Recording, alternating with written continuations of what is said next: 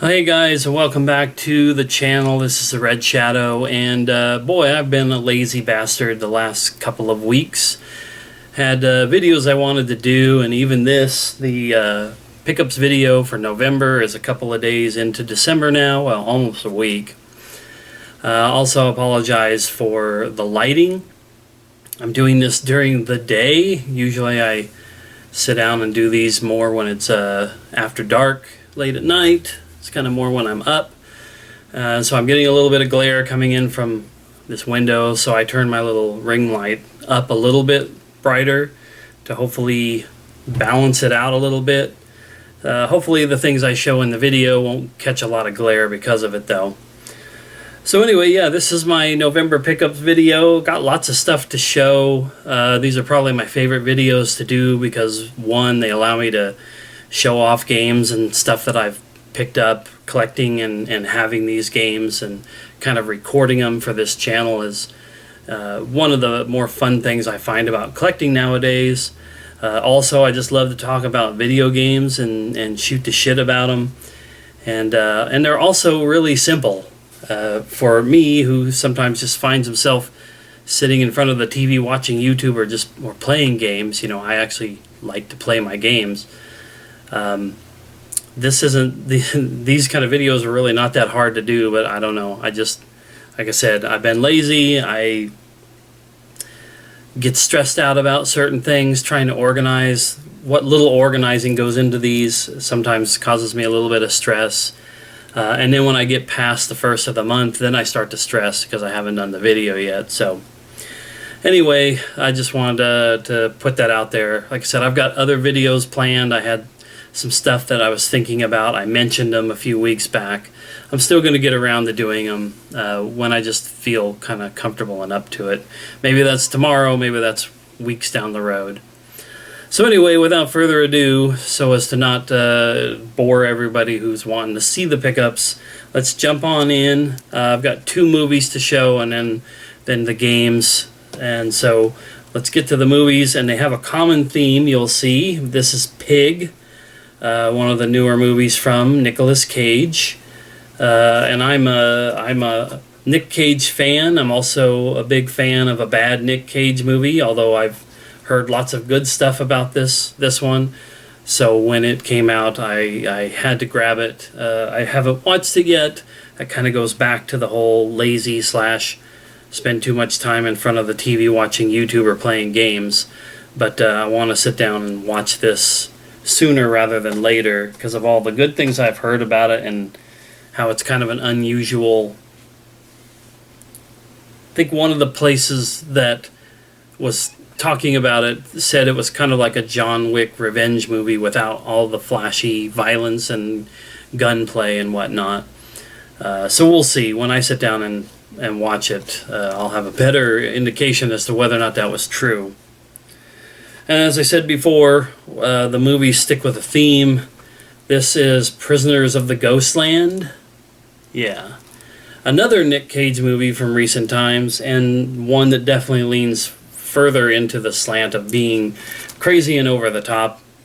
I've been wanting to watch this one for a while too. Unfortunately, I have a pile at this point of Nick Cage movies from the last 5, 6, 7 years that I bought as soon as I could and then haven't watched. So while it will probably never happen, maybe one of these days I'll have a Nick Cage, movie night and watch several of his movies. But this one and Pig were ones where I was like, I have to grab them. Jiu-Jitsu is another one I want to get of hers that I've heard varying things about it being crazy and bad and horrible and over the top and fun. So we'll see. I think I may have missed whenever that one actually got released, so I'll just have to track it down later. Okay, so let's jump into the video games, and it's a whole stack of stuff. It's all PS4 games except for one. So let's go ahead and start off with a clearance game I bought at Walmart for $4. It's Iron Man VR for PS4. It is a game I can't currently play because I don't have a PlayStation VR. I would like to get one someday, but I've talked about it multiple times, and I'm just super hesitant of dumping that much money on something that might make me sick, might make me nauseous, motion sickness, headaches, etc., etc. But for $4, I don't really care what the game is. I'll put it on my shelf. That's why I have that Rocket Arena, and why I bought like a copy of Destiny 2, I think it was. Games that don't really interest me much, but for the price, I'm not going to turn it down. So Iron Man VR, that's the first thing to show. Next couple of games are going to be the limited run game stuff that came in for me this last month. This first one is Alfadia Genesis. This is a Kemco JRPG. This is the long series of JRPGs from this company, Kemco, that a lot of people dunk on. A lot of people say that they're not really good games.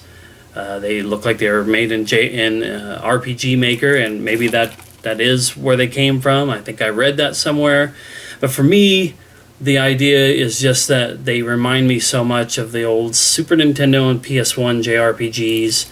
Some of them, of course, modernized to some extent. But I just try to grab as many of them as I can, so I have them somewhere down the road. That's going to strike my fancy to sit down and play one of these. And whenever I feel like one, I have several of them in my collection now for when that moment comes. Alright, the next one is going to be Erika. And this is one of these live action, like FMV, modern FMV games.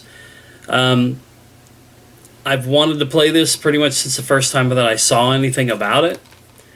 And it was free on PS Plus. I don't know if that was earlier this year or sometime last year, but I grabbed it, but I never did play it. I was going to play it because I didn't think that this was going to happen.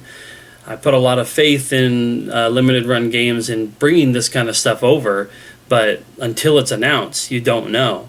So I had snagged it from PS Plus, and I think I even downloaded it and installed it on the console. It's waiting for the time where I felt like I'd be wanting to sit down and play it. And then the announcement came through that Limited Run Games was going to do the physical for it. And so I just ended up getting it, and now I have it. I kind of had wanted to have already played it by now because I know it's not a very long game, but I've been playing some stuff this last month or two, and big games that just took up a lot of time. So this, unfortunately, never got into my hands in front of me on the PS4. But I'll get there eventually. So many games, so much backlog. The last thing I have to show from limited run games, well, at least at this point in the video, I've already cracked into and played a little bit of, but this is the Castlevania Anniversary Collection from limited run games. When Konami announced earlier this year, last year, whenever it was, that they were going to start releasing some compilations of some of their old games. They had Castlevania, they had, I'm blanking on the name now, Contra. I was like, these are a lot of older games that I've never played. There's the games on the back there. But this would be my chance to try to get to them instead of getting a Nintendo Entertainment System or a Super Nintendo or a Genesis or whichever consoles all these different games came out on. Castlevania, Simon's Quest, Dracula's Curse, Castlevania 4, Bloodlines, Belmont's Revenge, Castlevania the Adventure, and Kid Dracula, which had never been released in North America. I was like, this is a way better way to do it, and if Limited Run Games puts it out, I was going to grab it, so I definitely did. I just started to play some of the first Castlevania, and it's fun, it's difficult, it's archaic in the controls and the way that it, obviously today's indie developers are doing amazing things with the Metroidvania style, but also just Castlevania and that era of games, platformers. So they've advanced, but I don't mind giving it a shot. That was my whole intention, was to just dive into these games. If I could start with the first one and beat it, cool. If I don't beat it, I'll check out another one. I'll check out some of the later games. Some of the ones that are more 16-bit era style look really fun, and if I don't, like I said, if I can't beat a game on this collection, if I can't beat one of the first few games, I'll just keep moving down the line, trying them all out. I completely concede that I may never beat a single game on that collection, but that's just the way that it is. Okay, so jumping into the next little bit here, I've got a couple of games that I picked up from GameStop. One is a GameStop exclusive. The other one I think was available elsewhere, but it was on sale on GameStop. And this first one was only $20, and I was like, I want this game. That is Stubbs the Zombie Rebel Without a Pulse. This was a original Xbox game, and it was an exclusive to that. I don't know if it was ever on PC, but as far as consoles go, it was exclusive to Xbox. And I always thought it looked cool, it looked fun.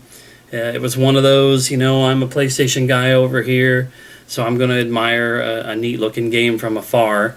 And then kind of just forgot about it because there was no sequel or anything like that. It never did come to PS2 or GameCube or any of the other consoles. It was locked away back there. Obviously not fully locked away with, I'm sure if it was backwards compatible with the 360 or the Xbox One, then there was still an option. But I wanted it on my console of choice. That's still the PS4. So for $20, GameStop exclusive, but for $20, I wasn't going to pass it up. And then, like I said, in the same order, I picked up a game from the last year or so that was on my list of games I definitely want to get, and that is Spiritfarer. Heard a lot of good things about this game. I want to say this was out in 2020, and it was pretty popular. Maybe it was even further back. This was, and I can see it here on the back, the first place that I saw it listed anywhere online was I Am 8-Bit. But it was being sold at like Best Buy and GameStop and other retailers. So I wanted to get it. I believe at least one or two of the panelists on IGN's Game Scoop podcast are really into it. Justin Davis, if I remember right, was talking about it. And it looked cool. I'm always up for a variety of games, chill games. This is, less about action and stuff, and it's more of it even says on the back, a cozy management game about dying. So that was intriguing to me. I definitely wanted to get it, and I think I paid $24 or $25 for it on GameStop. It's just like a $30 game, but it literally was on the screen there when I was selecting Stubbs, and it said 24, 25, something or other, and I was like, you know what, screw it, let's grab it. So Spiritfarer, that was of the two GameStop games. Now, the next three games are my Black Friday pickups. I may be in a massive minority here, and I work at Walmart. I don't currently work in electronics, but for years and years I worked in electronics for Black Friday. I saw the sales, I saw the deals, I saw the people going crazy over stuff. None of that shit really impresses me, because I don't really ever have, wads of money to spend, so it doesn't matter. Black Friday sales don't matter when, electronics items get a nice cut when they're still hundreds of dollars. But I always, look at the movies and the video games and look to see what kind of sales there are. And but I almost always, first of all, say, I'm not going to buy anything. I don't need to. Money's tight, save, whatever. There won't be any deals that are that good that I have to drop everything and buy them. And then temptation hits, and I ended up picking up 3 games. And they were 2 games that are kind of like on my want list from the last couple of years. Probably like, say, the last year and a half to 2 years. And they were down to $14 a piece. And then there was a newer release that was down to $25. And I was like, well, Gotta have them. So the first two are the $14 games. That's going to be Star Wars Squadrons, the VR enhanced but not required, in the cockpit, like Star Wars flying and fighting, space fighting game that I've heard lots of good things about. And since it wasn't VR required, I was like, $14, I'll definitely pick that up. I think it's around $20 right now, but $14 is a decent discount for a game I've been wanting to get for a while. So that was the first one that I got. The second $14 one is a remaster, and that is Need for Speed Hot Pursuit. A remaster of a game. I don't know if I still own the original Hot Pursuit, but I have played it and I enjoyed it. When this was remastered for the PS4, I had a moment of, is that necessary? Do we need a remaster of this? But I saw a lot of the gameplay footage of it, and I thought, damn, that looks pretty nice, HD and all that. And I don't have a lot of racing games, / I don't play a lot of racing games anymore, but for $14, once again, I'll get a game, I'll try it out. It's worth that. And then the third thing that I got, the one for $25, it's a newer release, and that I'm currently playing, but I'll save that for my ultimate thoughts on the next. Some of the thoughts will be in the monthly roundup, but like I said, I haven't beat it yet, so the rest of them will be on the December monthly roundup. But anyway, that's Marvel Guardians of the Galaxy. I remember when this was originally announced. Was it over the summer? It may have been during some of the events over the summer. I don't know if it was earlier in the year or last year. Maybe it was. Anyway, lots of people were worried that this was going to be like a Marvel Avengers live service, that it was going to suffer in quality because of all that emphasis. And the more I saw of it, the more I was like, well, it looks decent. That's cool. It took it coming out and starting to hear people actually talking about it, and not just the reviews from IGN and GameSpot and all them, but people in the video game groups that I'm a part of were talking it up really well too, saying that for some it was even like their Game of the Year contender. Now at this point, this is only the fourth game from 2021 that I've played. Prior to this, it was Biomutant, Resident Evil Village, and Far Cry 6.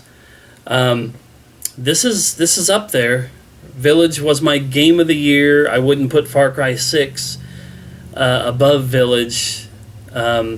This is rivaling the top spot for me, but I do need to finish it and just kind of digest a little bit of how I feel. But it's definitely well worth playing, and for $25 for a game that's like $50 to $60, this is PS4 version, of course, so its max retail would have been $60. I think at Walmart they sell it for $50, but that's still half off. It's definitely worth it. Alright, so we're down to the last several games, but I have these games separated out into one pile with a story, and then my main game.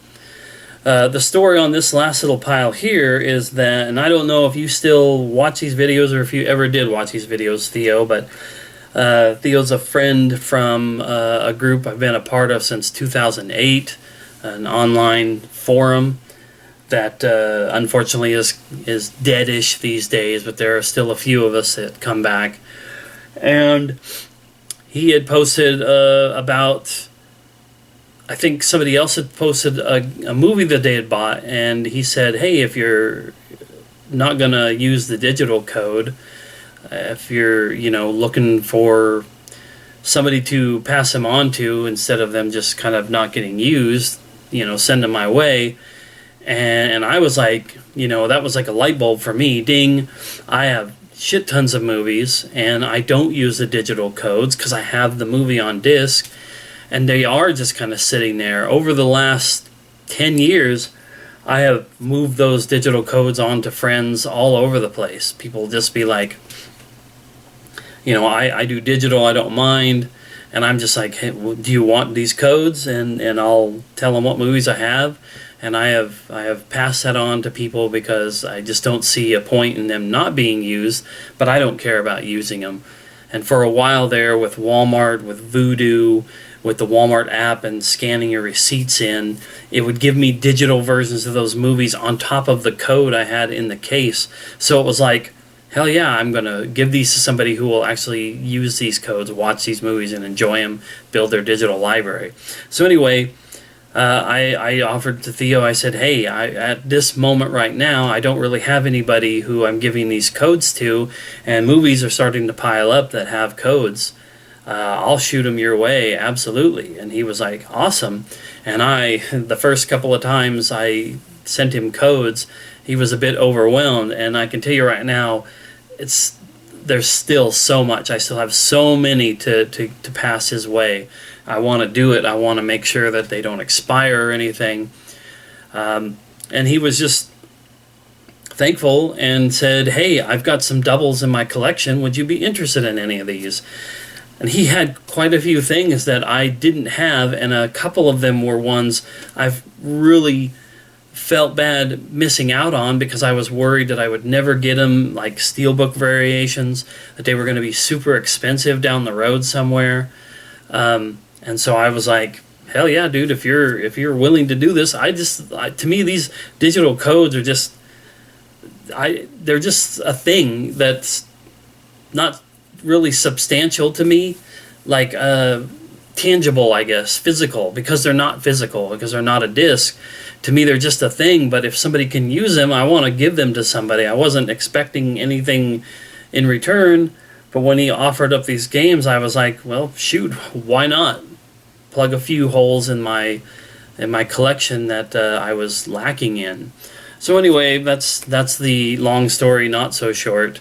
The next 6 games came from my friend Theo, and as in exchange for these codes, and I super grateful, dude. I appreciate it. And the first thing I'm going to show here is my first Xbox One game. I don't even have an Xbox One, but I have a short list of games that I would play on it if I ever did get one. And this game here, ReCore, is one of them. I am blanking at this moment. Keiji Inafune, probably mispronouncing that. I can't remember if that's the Castlevania guy who created the Castlevania games. Anyway, this was a game that he did on the Xbox One. It also says the makers of Metroid Prime. Concept, yeah, I think that is the guy that went on, or that did Castlevania back in the day, or Mega Man. Is it Mega Man? Might be Mega Man. Because all of a sudden I thought of Mega Man and Mighty Number 9. Anyway, this was one of the games, just from the look of the game, the animation style, the gameplay, I was like, if I had an Xbox One, that's a game I would play. So, ReCore, that was the first to show here. And then, oh yeah, and I guess I just realized I didn't, I said PS4 games earlier in the video, and one Switch, I believe. I guess I had an Xbox One game. The next thing I have up here is Diablo III, the Ultimate Evil Edition, Reaper of Souls. Bonus includes the original Diablo III game.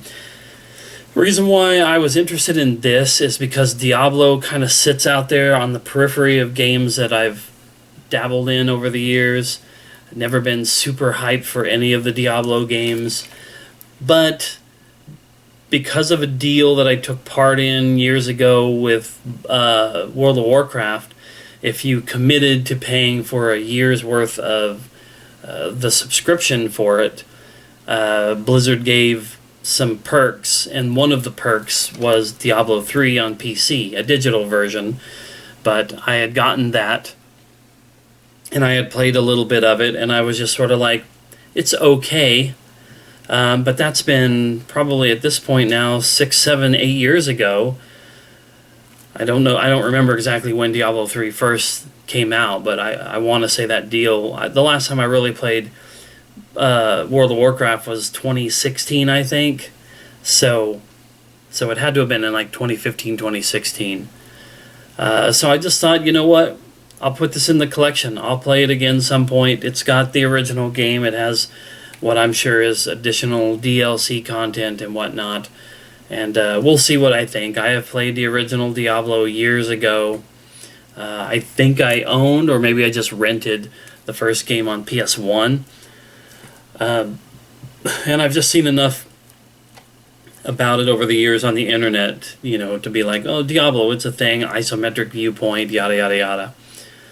But that's why I wanted that one. It's just something that's not in my collection, and I might play it at some point, and who knows, might get more out of it than I did the first time.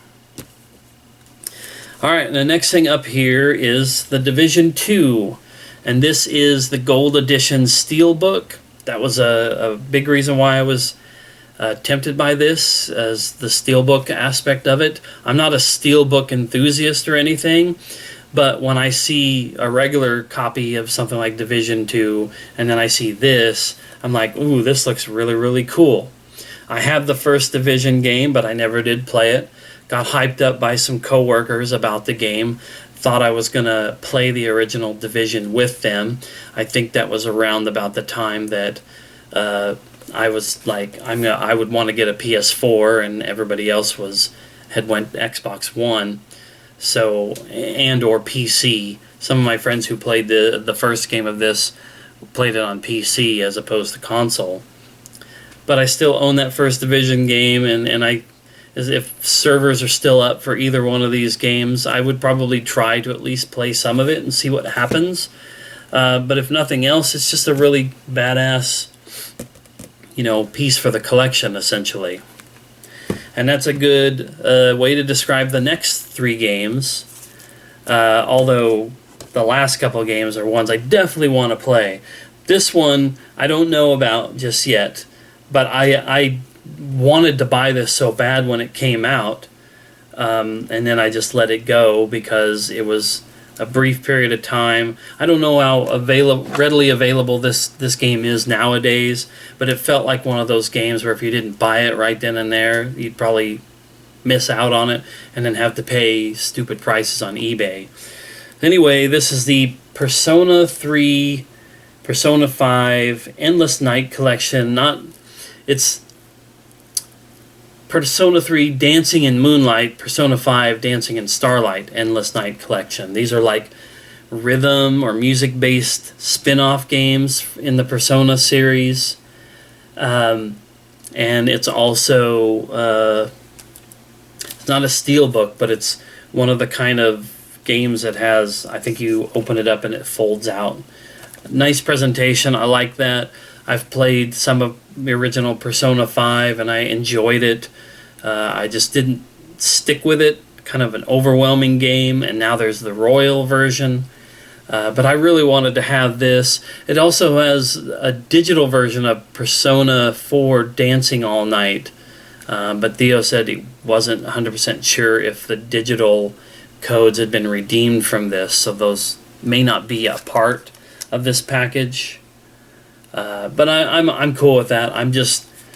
It gives me a chance to kind of see a different side of Persona as somebody who really doesn't know much about the Persona games. 5's the only one I've played.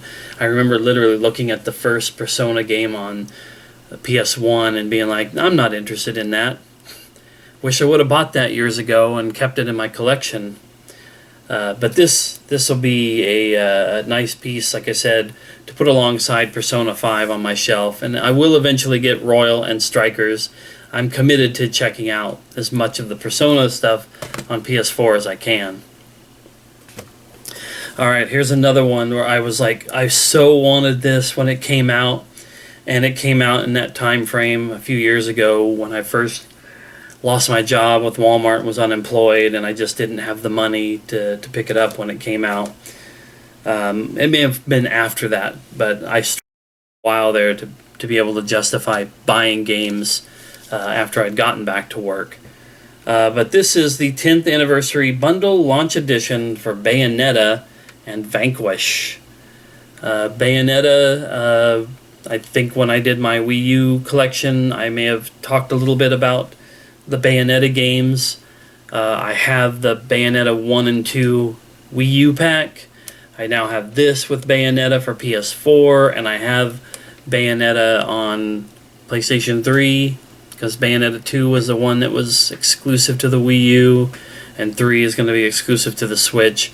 But I have viable ways to play Bayonetta and Bayonetta 2, and Vanquish, which is a game that I always saw but I never really thought much about. These are Platinum games, and so there's a certain it's a certain kind of action gameplay. Reminds me of Devil May Cry, which are games that I want to like, but I don't really have much interest in. But I know one of these days I'm going to sit down and try to play them. Played the first Devil May Cry on PS2 and just wasn't really that impressed by it. But this just continues my journey into trying out gameplay styles that I've kind of poo-pooed and been like, no, I'm not going to play any of that. And it doesn't always work out. I played, Borderlands. Recently started, earlier this year, started playing the original Borderlands after I'd made sure that I had picked up all the games for PS4, and it just wasn't doing anything for me. So Bayonetta, Devil May Cry, Vanquish, these kind of games may not end up doing anything for me, but I'm going to give it a shot. And then to me, the one of the games that Theo offered me that is the crown jewel in my opinion, and no pun intended, but this was absolutely one of the games that when it came out I was like, I need to get it. I'm not working, or I don't have a lot of money. I want to get this though before it's no longer readily available and then ends up getting really stupid expensive. So like this was the one that really got me excited, and because I really like what this developer does. So anyway, let me show the game so I can talk more about it. But this is the Dragon's Crown Pro Battle Hardened Edition with this super awesome, like, I can't remember what you call it, but it's a steel book, and I don't know if it's the steel book itself or this plastic sleeve that goes over. This is sealed, and I haven't opened it yet. I will eventually because I want to play it, but it's just, you know, you can feel the bumps and the, you know, it's like it's not just a printed picture. It's, I want to keep wanting to say embossed, but I think that's more of a t-shirt effect than something like this. But this is a Vanillaware game. Dragon's Crown is on the PlayStation 2, and I thought that I had that, and maybe I do, and it's just somewhere in my piles of games all over the damn place. But this was like a PS4 port remaster, and this really cool case is just awesome. And yeah, so that's just, I wanted to get this. It didn't work out at the time, and then Theo came through. And like I said, I just can't thank you enough, man. If you're watching this, these games are super awesome, and you patched several holes in my collection where I wanted to get those games, and for whatever reason or another at the time wasn't able to do so. All right, that brings us to the last thing. This is my piece de resistance. This is my main event. This is my favorite thing that I got in November, and it was right around the 1st of November. And I'm hoping, because I had to just go back to some of the places where I show my stuff, I hope that this wasn't something that I showed in the last pickups video and I'm showing it again. But even so, I don't care, because this thing is just too cool. And the more I think about it, the more I do think that I showed this. So disregard if you're one of the few people who watched any of these videos and you already know that I've shown this. But I have to show it again if that's the case. And that's my To the Moon Collector's Edition. because I'm feeling major deja vu looking at the back of this box. That's why I think maybe I have already shown this. But you know what? Screw it. Like I said, there it is again. One of my favorite video games of all time. To the Moon Collector's Edition. My first and only Collector's Edition from Limited Run Games. Came in good shape. I know that doesn't happen for everybody who buys these box sets from Limited Run Games. Unfortunately, they sometimes don't get packaged all that well. This, I wouldn't even say that this was packaged great in a box with some big bubble wrap kind of loosely around it. As somebody who's doing packing for online orders at Walmart right now, I could have done a much better job of packing it, but it's in one good piece. I love that it's here. I wish that it wasn't Switch only. This game would have been amazing to play on the PS4 in a physical. I don't even know if it's available on PS4, and I know that's the rub when it comes to this stuff. If it's not available digitally on PlayStation 4, then Limited Run Games can't put out a version of it. But just to have it on my shelf, very, very likely that it'll never come out of the shrink wrap, because even if I get a Switch again, which I still plan on it, I'm not going to open this up to play it on the Switch. I can play it on my computer and really, honestly, enjoy it more that way. But yeah, To the Moon. Would love to see the other games in the series get even just standard releases, and if those are only on Switch, I'll get them, because this is an important game to me. Like I said, it's on my the top 30 list, and I did that series of videos a few months back. It was number 12, I believe, on my list, 11 or 12, 14, somewhere in that range. It's an amazing game, amazing experience, and once again, if I showed it last month, well then, I just want to say it again. I'm glad it's in the collection. And that's it for this pickups video. I'm going to more than likely move right on into the monthly roundup videos, so hopefully these videos are up soon and you see them. It is the 6th of December as I'm recording this, so we'll see if it goes up today or if it takes longer than that. Okay, shut up, I'm rambling, blah blah blah. Thanks guys for watching, we'll see you in the next one.